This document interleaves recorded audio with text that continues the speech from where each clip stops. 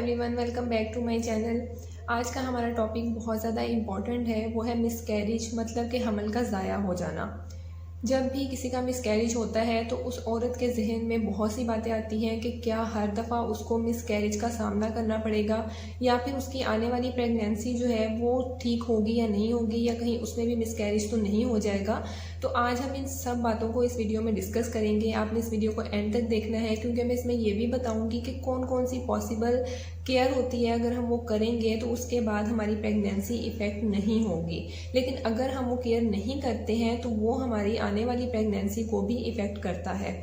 इसके अलावा कौन सी ऐसी कॉम्प्लिकेशंस होती हैं कि जिस टाइम पे आपको इमरजेंसी में हॉस्पिटल विजिट करने की ज़रूरत होती है। तो सबसे पहले तो मैं ये बात कहूँगी कि अगर आपको मिसकैरेज का सामना करना पड़ा है तो आपने बिल्कुल पॉजिटिव रहना है, हिम्मत नहीं हारनी है और बहुत ज़्यादा अपसेट नहीं होना है, क्योंकि ज़रूरी नहीं होता है कि अगर आपका मिसकैरेज हुआ है, वैसे मिसकैरेज की बहुत ज़्यादा टाइप्स होती हैं। किसी भी तरह अगर आपका मिसकैरेज हुआ है तो लाजमी नहीं है कि वो दोबारा भी आपका मिसकैरेज ही होगा। लेकिन यहाँ पर सबसे ज़रूरी बात ये होती है कि अगर आपका मिसकैरेज हुआ है तो आपने उसके बाद कुछ बातों का ख्याल रखना होता है। अगर आप उन बातों का ख्याल नहीं रखते हो तो वो डेफिनेटली आपकी आने वाली प्रेगनेंसी पे इफ़ेक्ट करता है और आपकी अपनी सेहत भी इससे मुतासिर होती है। सबसे पहले तो अगर मिसकैरेज होने के बाद आपका दिल उदास रहता है, आप डिप्रेशन में चले जाते हैं या फिर कुछ खाने का दिल नहीं करता, नींद ठीक से नहीं आती है, तो ये सब चीज़ें नॉर्मल हैं। इसमें कोई भी टेंशन लेने की बात नहीं होती है। इस टाइम पर आपको काउंसलिंग की बहुत ज़्यादा ज़रूरत होती है, फैमिली सपोर्ट की काफ़ी ज़्यादा ज़रूरत होती है। और ये बात जो मैं आपको बता रही हूँ ये वाकई बहुत वैल्यू रखती है। इस टाइम पे अगर आप अपनी फैमिली से बात करें या फिर आप अपने हस्बैंड से बात करें कि आप कैसा फील कर रहे हैं, रोने का दिल करता है तो रो लें थोड़ा सा, लेकिन इस चीज़ को ज़्यादा लंबे अरसे तक अपने दिल में बिठाकर मत रखें। जब आप बात करेंगे, आपकी काउंसलिंग होगी तो ऑटोमेटिकली आपका जो स्ट्रेस है वो रिलीज़ हो जाएगा, जो कि इस टाइम पे बहुत इंपॉर्टेंट होता है कि आपका स्ट्रेस रिलीज़ किया जाए। ऐसा मत सोचें कि अगर मेरा आज मिसकैरेज हुआ है तो कल या परसों मैं बिल्कुल नॉर्मल फील करना शुरू कर दूँगी। अगर थोड़ा सा स्ट्रेस आपको रहता है तो खुद को थोड़ा टाइम दें ताकि आपकी बॉडी उस चीज़ को फेस कर सके और दोबारा से रिकवर कर सके, ताकि आपकी दोबारा प्रेगनेंसी इसी से इफ़ेक्ट मत हो। क्योंकि हम सब जानते हैं कि स्ट्रेस में अगर आप दोबारा कंसीव करने की भी कोशिश करते हैं तो वो आपके हार्मोन्स पे बहुत ज़्यादा इफ़ेक्ट करती है, जिसकी वजह से आपकी प्रेगनेंसी भी मुतासिर होती है। सेकंड पॉइंट बहुत ज़्यादा इम्पॉर्टेंट है कि जैसे ही आपको पता चलता है कि आपका बेबी ग्रो नहीं कर रहा है या फिर उसकी हार्ट बीट नहीं है, मतलब कि मिसकैरेज होने वाला है, तो आपको फ़ौरन से जो है अपनी बच्चादानी को साफ़ करवा लेना चाहिए। मतलब कि या मेडिसिन के थ्रू या फिर सर्जरी के थ्रू किसी भी तरीके से आपको उसे क्लीन करवा देना चाहिए। उस लोथड़े को अंदर रखने का कोई फ़ायदा नहीं होता है अगर वो ठीक से ग्रो नहीं कर रहा है या फिर अगर उसकी हार्ट बीट चली गई है। उस टाइम पे मदर्स बहुत ज़्यादा इमोशनल होती हैं तो उसको डिले करती रहती हैं कि शायद आज नहीं तो कल उसकी हार्ट बीट आ जाए, लेकिन आप जितना ज़्यादा डिले करोगे उतने ही इन्फेक्शन के चांसेस बढ़ जाएंगे, जिसकी वजह से आपका बच्चादानी का सारा सिस्टम जो है वो ख़राब हो सकता है, उसमें इन्फेक्शन फैल सकता है, वो आपके लिए भी ख़तरनाक हो सकता है और आपकी आने वाली प्रेगनेंसी भी उसे इफ़ेक्ट करती है। इसलिए जितनी जल्दी हो सके, जब आपको इस चीज़ का कंफर्म हो जाए कि अब ये प्रेगनेंसी आगे नहीं चलेगी और अब मिसकैरेज ही होना है, तो आपको उस बच्चादानी को साफ़ करवा देना चाहिए। जब आपकी बच्चादानी क्लीन हो जाएगी तो उसके बाद आपके जो पीरियड्स हैं वो भी रेगुलर हो जाएंगे। मिसकैरेज के पहले 1-2 महीने पीरियड्स थोड़े से इरेगुलर हो सकते हैं, मतलब कि जिस डेट पे आपका मिसकैरेज हुआ, ब्लीडिंग हुई, सारा सिस्टम क्लोज हुआ, उसके बाद एक्सपेक्टेड होता है कि 1 महीने के बाद पीरियड्स आ जाएंगे। लेकिन अगर 1.25 महीना या फिर 1.5 महीना पीरियड्स नहीं भी आते हैं तो इसमें कोई भी टेंशन की बात नहीं होती है, क्योंकि उसके बाद थोड़े से पीरियड्स इरेगुलर हो जाते हैं, जो कि नॉर्मल है। मिसकैरेज के बाद आपने कुछ चीज़ों का ख्याल रखना होता है। सबसे पहली बात होती है कि अगर आपका ब्लड ग्रुप नेगेटिव है, कोई भी ब्लड ग्रुप नेगेटिव है, ए नेगेटिव है, B negative, A B negative, O negative, किसी भी कैटेगरी में अगर आपका ब्लड ग्रुप नेगेटिव है और आपके शौहर का ब्लड ग्रुप पॉजिटिव था तो उस टाइम पर आपको एक इंजेक्शन लगाया जाता है। वो इंजेक्शन आपकी आने वाली प्रेगनेंसी इफ़ेक्ट ना हो। थर्ड पॉइंट है हमारा कि अगर मिसकैरेज होता है तो रेस्ट कितना करना चाहिए। अगर तो आपका मिसकैरेज खुद ब खुद हो गया है या फिर आपने मेडिसिन यूज़ की है, खाई है मेडिसिन या फिर वजाइनली मेडिसिन रखी गई है, या इसके अलावा थर्ड ऑप्शन होता है सर्जरी का। अगर आपने कोई भी प्रोसीजर करवाया है तो इस केस में ब्लीडिंग काफ़ी ज़्यादा होती है।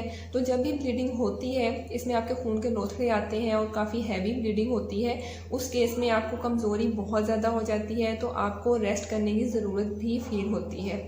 इसलिए जितनी आपकी बॉडी को रिक्वायरमेंट होती है रेस्ट की, आपको खुद फील हो जाता है कि मैं अच्छा फील कर रही हूँ या नहीं फील कर रही, तो आप उसके मुताबिक अपने बॉडी को रेस्ट दें। अगर बात करें सर्जरी की या डीएनसी की, उसके थ्रू आपकी यूट्रस को क्लीन किया गया है, तो इस केस में हो सकता है कि कुछ ही घंटों के बाद आपको बिल्कुल नॉर्मल फील होना शुरू हो जाए, लेकिन आपने 24 घंटे का लाजमी अपनी बॉडी को रेस्ट देना है। सर्जरी भी बहुत किस्म की होती है, डिपेंड करता है कि आपको फुल बेहोश करके सर्जरी की गई है या फिर लोकल एनेस्थीसिया, मतलब कि उस जगह को सुन करके आपकी सर्जरी की गई है, बच्चेदानी को साफ़ किया गया है। दोनों केसेस में आपको कुछ घंटों के लिए हॉस्पिटल में रखा जाता है, आपको ड्रिप्स लगाई जाती हैं और हो सकता है कि एंटीबायोटिक का भी कवर दिया जाए। वो इसलिए दिया जाता है क्योंकि इस केस में इन्फेक्शन होने के चांसेस काफ़ी ज़्यादा होते हैं, लेकिन जब आपको डॉक्टर मेडिसिन देती हैं, बाद में एंटीबायोटिक्स यूज़ करने के लिए देती हैं या फिर आपको ड्रिप्स लगाते हैं, तो वो इसलिए लगाते हैं ताकि कोई भी इन्फेक्शन के चांसेस ना रहें।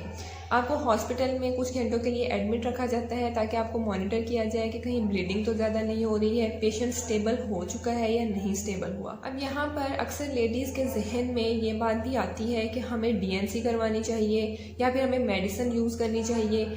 अगर किसी की पहले नॉर्मल डिलीवरी हो चुकी है तो उसे क्या करना चाहिए, और अगर किसी का सी सेक्शन हो चुका है तो उसके लिए क्या बेस्ट है कि वो मेडिसिन यूज़ करे या फिर डीएनसी करवाए।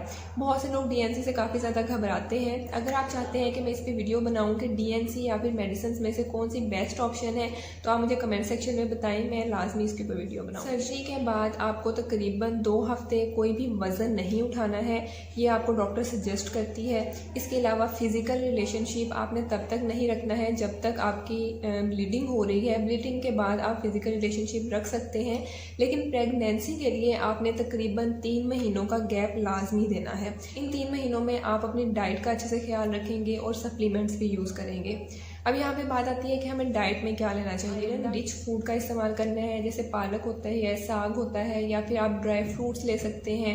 इसके अलावा आपने ठंडे पानी का इस्तेमाल नहीं करना है, नीम गर्म पानी का इस्तेमाल करें। यखनी, दूध, इस तरह की सब चीज़ें आप ले सकते हैं, लेकिन आपने ऐसी खुराक खानी है जो कि हेल्दी हो। जंक फूड वगैरह से इस टाइम पर थोड़ा अवॉइड करना है।